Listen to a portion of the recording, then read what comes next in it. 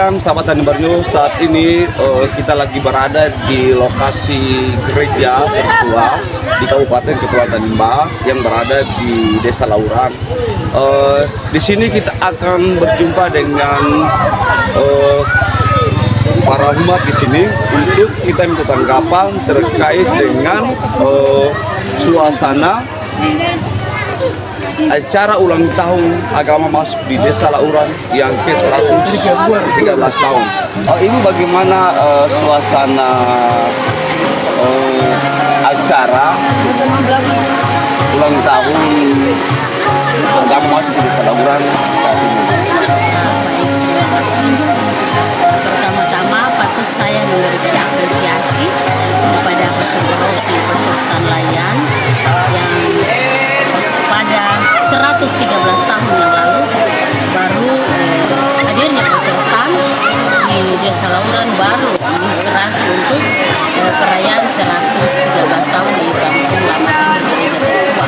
Kebiasaan yang dilakukan oleh pastor-pastor yang sudah itu hanya terjadi di seputaran gereja, tapi kali ini untuk 113 tahun benar-benar dirayakan di Kampung Lama Timur, dan itu menjadi suatu catatan sejarah bagi kaula muda kita, karena kalau kita tidak menampilkan hal-hal yang nyata yang sejarah, berarti kaula muda, anak-anak muda kita sudah tidak mengenal bahwa sejarah yang sebenarnya itu seperti apa. Oleh sebab itu pengalaman ini membuat kita teringat pada para leluhur yang sudah pergi mendahului kita. Kita berikan contoh saja, pada sini kan tidak dibuat pakai semen, tapi dibuat pakai orang tua bilang kata langar. Itu dibakar, kemudian membuat proses sehingga menjadi semen dan dibuat terus lagi landasan masih ada. Kalau tidak dibuat demikian pasti menjadi punah, ditelan sama dan pada akhirnya habis. Jadi kira-kira Ibu bangunan gereja ini kira-kira sudah mencapai berapa tahun? Bagi saya itu, saya berpatokan pada masuknya dua misionaris Eres dan Kapes di Desa Signana Butole, Torim Sepan, dan kemudian mereka berlanjut ke Desa Lauran. Jadi perkiraan saya sekitar 113 tahun, karena di Signana juga kemarin 17 September pun merayakan hal yang sama, pendaratan kedua misionaris untuk mewartakan misi gereja Katolik di Tanimbar melalui Torim Sepan, dan mereka menjadi catatan sejarah itu mereka berlanjut datang ke Desa Lauran yang diterimakan oleh waktu itu pemerintah desa, dalam hal ini desa. Baik, terima kasih banyak atas informasi. Baik, terima kasih banyak.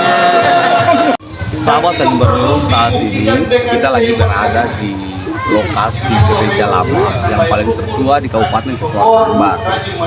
Di sini kita akan sama-sama minta tanggapan dari salah satu umat terkait dengan suasana ulang tahun agama masuk di Desa Lauran yang ke-113 tahun.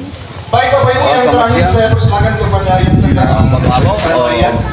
Bagaimana dengan suasana ulang tahun agama masuk di Desa Lauran?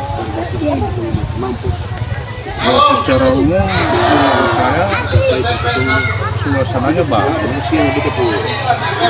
Terus ini kan dengan cara diadakan di lokasi gereja lama seperti ini kan kita jadi merasa apa ya, merasa memiliki ya. Apalagi di sini kan ada pohonan, kemudian ada umat, ada tenda, kemudian ada bekas-bekas puing-puing apa namanya gereja lama. Kita itu merasa bahwa suasananya unik, ya, unik. Kita bisa tahu dia punya jejak kaki apa namanya misionaris MSC datang ke sana Lauran, kemudian menyebarkan firman Tuhan berawal dari sini, kemudian di sini juga dibacakan tadi sejarah apa namanya perjalanan misi gereja Katolik di tanah Lauran dengan segala macam situasi yang keras pada waktu itu. Jadi kita sebagai anak-anak baru anak muda yang masih awam untuk sejarah itu kita bisa tahu lah. Bagus. Ya baik. Bapak lo kira-kira kegiatan atau acara ini sudah dilaksanakan berapa kali? Setahu saya itu terakhir itu tahun 2010 ya, 2010, 13 tahun yang lalu itu. Oh, sudah pernah di acara? Iya, sudah pernah di acara lebih meriah dari ini ya, karena waktu itu kan pas 100 tahun gereja Katolik masuk Bauran. Dan sekarang kan 13 tahun kemudian baru diacarakan lagi. Jadi secara walaupun sudah 13 tahun kita baru buat acara lagi, tapi ini perlu setiap tahun diulang-ulang terus gitu. Jadi ini sebagai satu perayaan tahunan, anak-anak ini kan mereka tahu bahwa betapa besar, betapa hebatnya para misionaris pada waktu itu mereka memperjuangkan Katolik sampai dia bisa sebesar ini di tanah tanah Bion. Baik Kepala, apa harapan Bapak ke depan? Harapan saya, ini kan tempat ini kan bersejarah sekali ya. Mari kita bikin rame kampung, bikin Kita bayangkan bahwa 113 Baik tahun Bapak Ibu, lalu selanjutnya saya kembalikan kepada gereja Katolik itu berpusat di Tanah Lauran ini. Ada gereja fisiknya ada di sini ya, permandian masal juga ada di sini, dan itu nanti menyanyi lah. titik awal kehidupan orang Katolik di tanah Buan Lolat ini ya. Dan harapan saya selaku Lewat putra Tanimbar, khususnya putra Lauran, tempat yang bersejarah ini tolong diperhatikan supaya ini kan bisa menjadi suatu tempat yang bisa mengundang banyak orang untuk mengunjungi tempat ini, sehingga hal-hal yang masih menjadi menjadi kekayaan dari tempat ini itu bisa terawat sampai kapan. Kemudian untuk acara ini sendiri, ini kan acara yang bagus ini. Dan kalau bisa menjadi suatu masukan buat orang Katolik secara umum, kemudian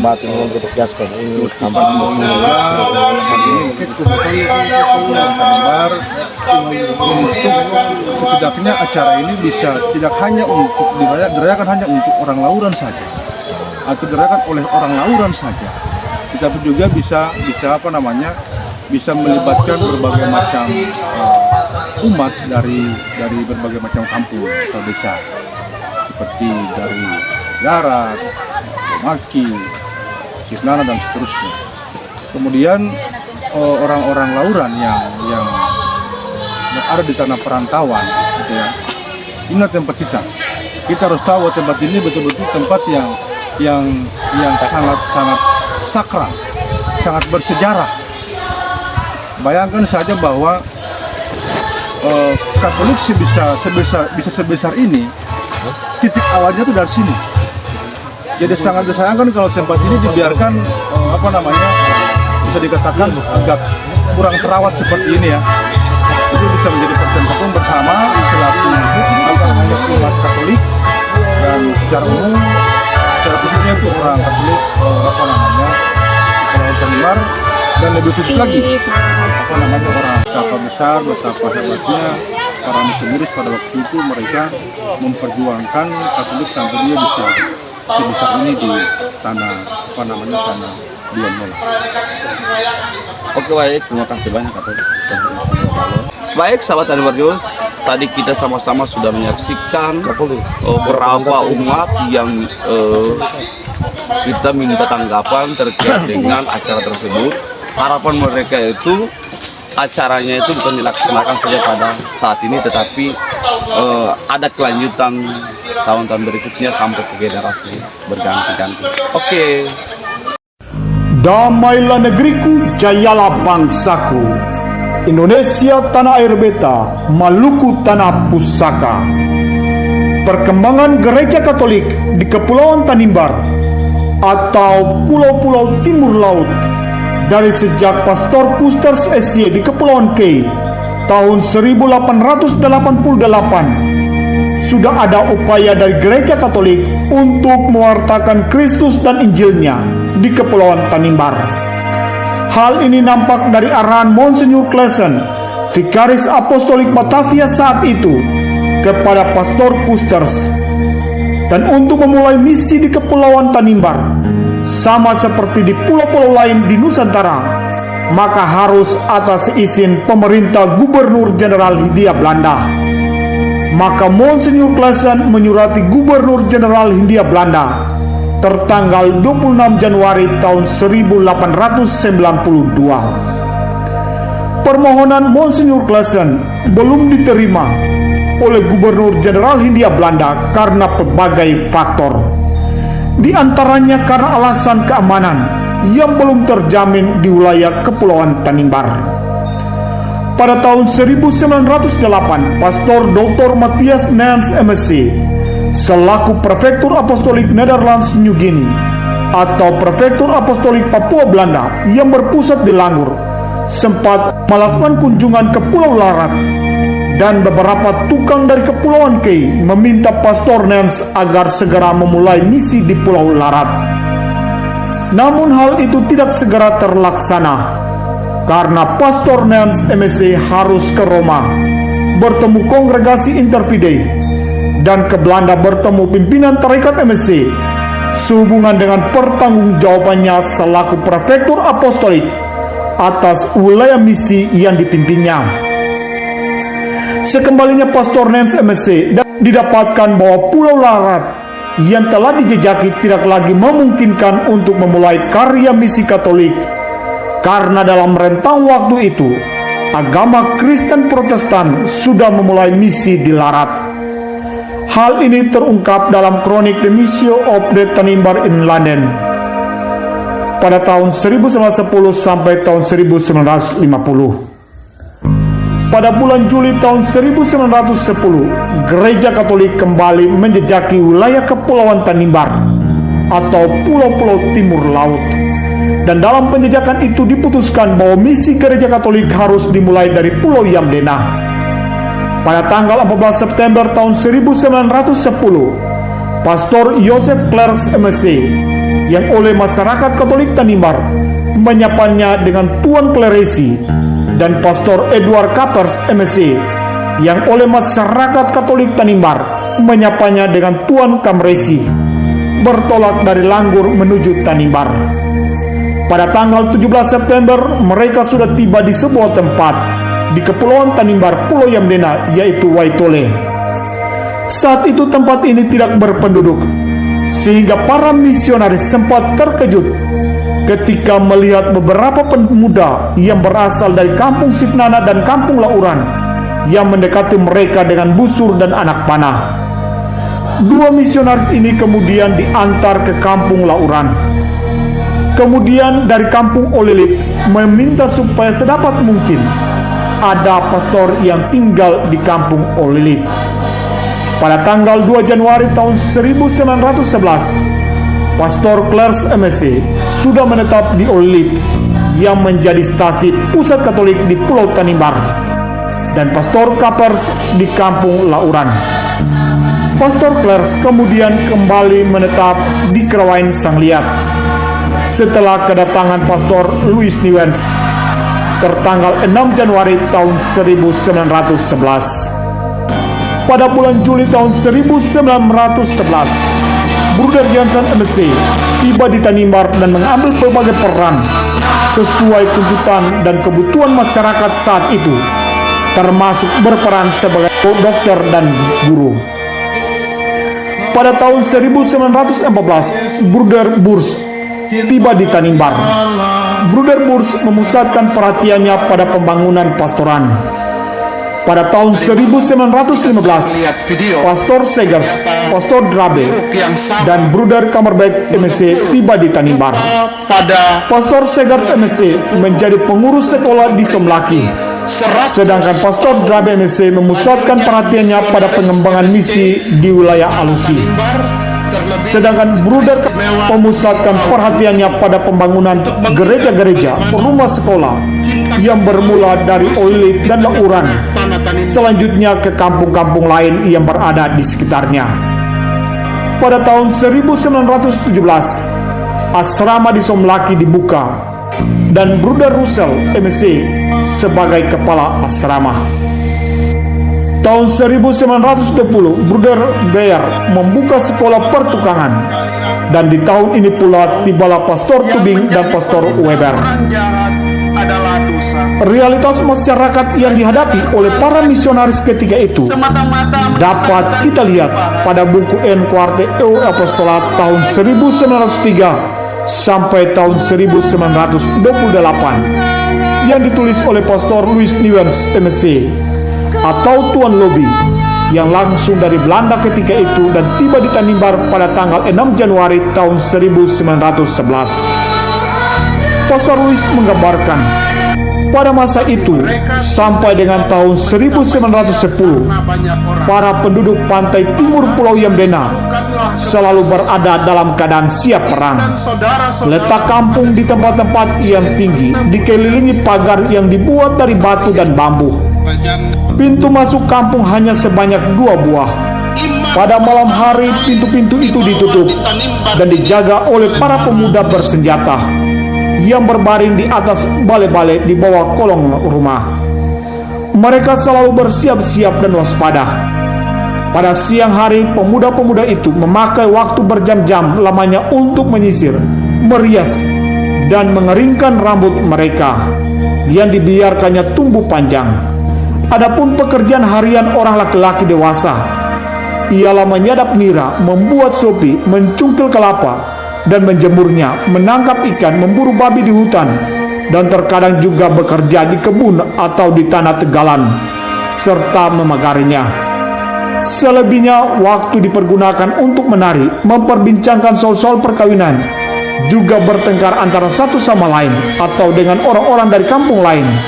Dalam hal tersebut, biasanya kesudahannya adalah perang atau tindakan kekerasan, baik secara terang-terangan maupun secara sembunyi-sembunyi dengan pembunuhan gelap.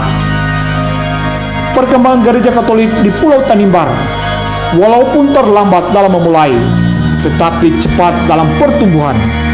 Pada tahun 1917, jadi kurang lebih 7 tahun setelah misi gereja Katolik di Kepulauan Tanimbar, jumlah umat Katolik telah mencapai 3.421 jiwa. Selain itu juga terdapat 943 orang calon baptis. Dari kampung Olilit sampai kampung Mayano terdapat 22 kampung yang penduduknya beragama Katolik.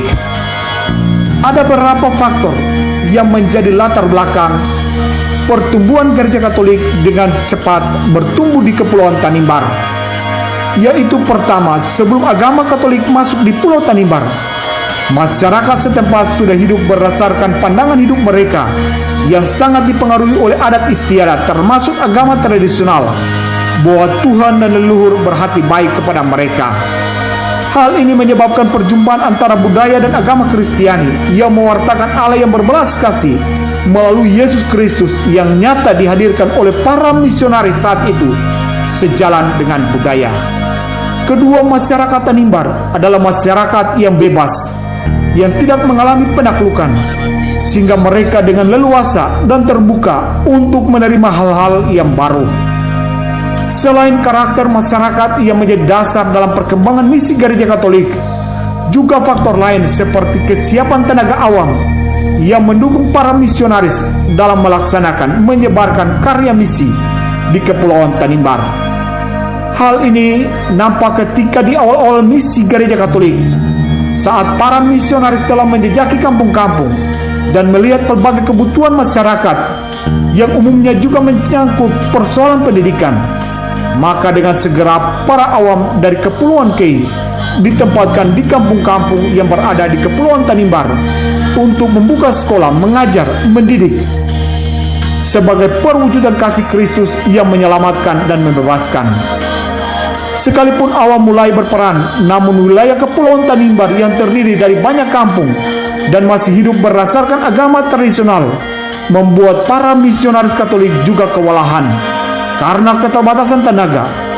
Tuayan memang banyak, tapi para pekerjanya sedikit. Pastor Nens MSC sebagai prefek apostolik cukup tertekan menghadapi pelbagai potensi misi yang harus dikembangkan, mulai dari pulau kecil ke besar, Papua, Kepulauan Tanimbar, Kepulauan Aru, Pulau Ambon, dan seterusnya. Di kemudian hari, karena letak Kampung Olilit sebagai pusat misi gereja Katolik, jauh dari tempat pemerintahan dan pelabuhan, sehingga pusat misi di Pulau Tanimbar kembali ke Somlaki. Dan pada tahun 1924, bangunan misi di Somlaki diberkati oleh Monsinyur Ars MSC. Salam dari Timur Indonesia, Kota Ambon.